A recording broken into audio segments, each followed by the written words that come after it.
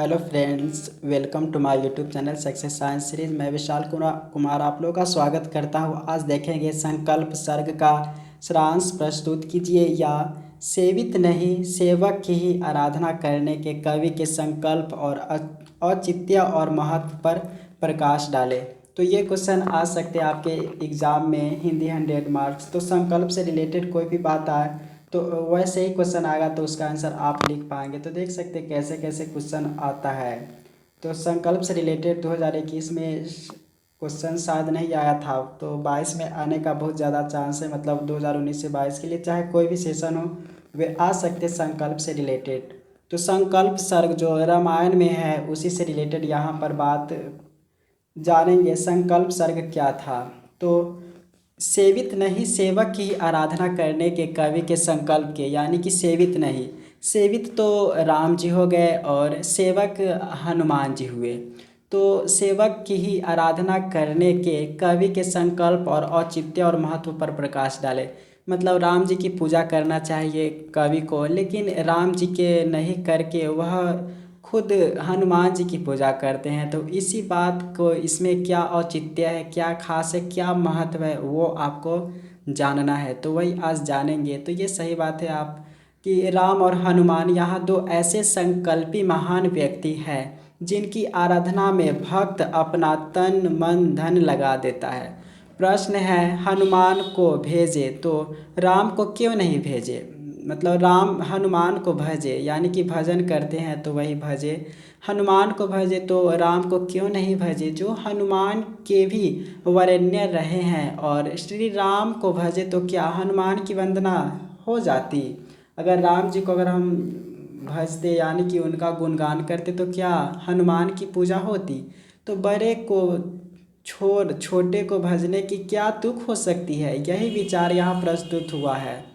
तो श्री राम के ही सेवक हनुमान थे, अतः राम बड़े और हनुमान छोटे हुए।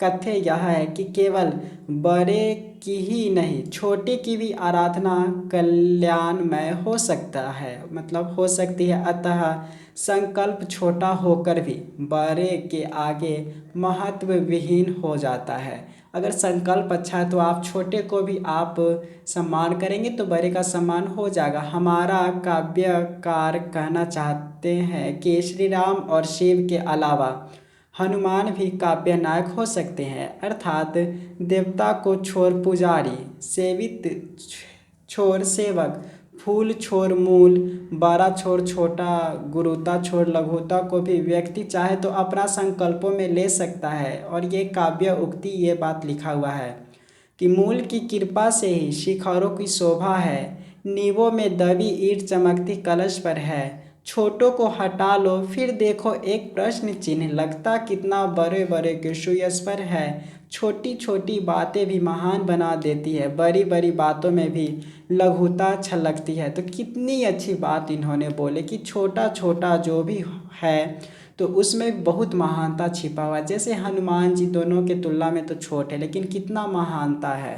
तो अस्तु बड़ा छोटा अपने आप में कुछ नहीं होता, परिस्थिति प्रसंगवश सबका एक मूल्य होता है, सुनिश्चित महत्ता होती है। केवल प्रकाश ही सब कुछ नहीं, अंधकार का भी कुछ महत्व है।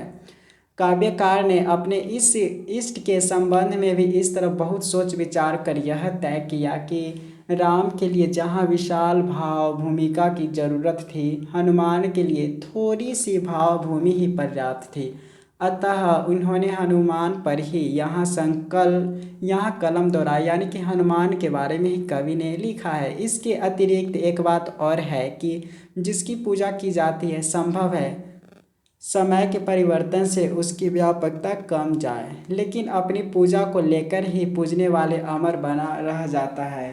यहाँ पर है, जो अपनी पूजा को लेकर ही पूजने वाला अमर बना रह जाता है। त्रेता के बाद द्वापर युग आया, राम की जगह श्री कृष्ण की महत्ता अपेक्षाकृत अधिक लोकप्रिय हो चली।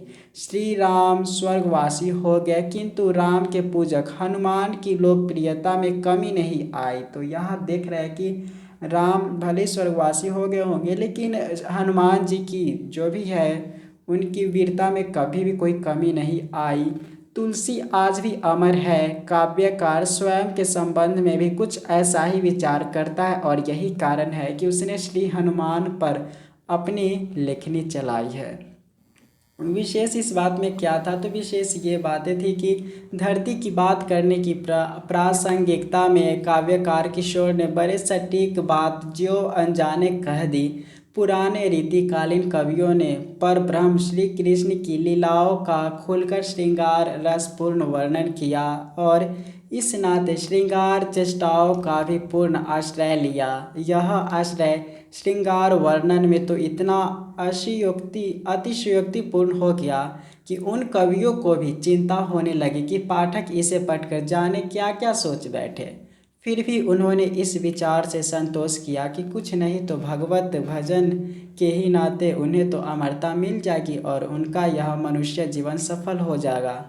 तो कवि इस तरीके से इतना सुंदर बातें को उन्होंने बताया कि धरती की बात तो प्रासंगिकता में काव्यकार किशोर ने बहुत अच्छे बात इन्होंने दिए कि रीतिकाल कवियों में जो परब्रह्म है श्री कृष्ण की लीलाओं खुलकर उसमें श्रृंगार रस पूर्ण का वर्णन अच्छे से किया है। इसी के नाते श्रृंगार चेष्टाओं का भी पूर्ण आश्रय मिला है और यही श्रृंगार का वर्णन जो किए हैं उसमें कवि को कोई चिंता उतना नहीं हुआ कि पाठक पढ़कर क्या करेंगे। फिर भी उन्होंने इस विचार से संतोष किया कि कुछ नहीं तो भगवत भजन के ही नाते उन्हें तो अमरता मिल जाएगी और उनका यह मनुष्य जीवन सफल हो जाएगा। प्रस्तुत काव्यकार ने भी इस संकल्प सर्ग की अंतिम पंक्तियों में कुछ वैसी ही चर्चा की है।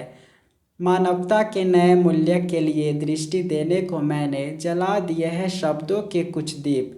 कृपा स्वाति नक्षत्र तुम्हारा सर्व काम पूरक है। कुछ तो उगलेंगे ही मुक्ता मेरे प्रतिभासीप। तो खासकर यही बात कहना चाहे कि जो हम लिखे भले ही पसंद आए या ना आए लेकिन इसमें कहीं ना कहीं मेरी अमरता ज़रूर होगी। तो इस तरीके से संकल्प जो संघ है उसके बारे में जान लिए। ऐसे ही आप हिंदी 100 मार्क्स बिहार यूनिवर्सिटी का पढ़ना चाहते तो ज़रूर सब्सक्राइब कर लीजिए। So thank you so much for watching.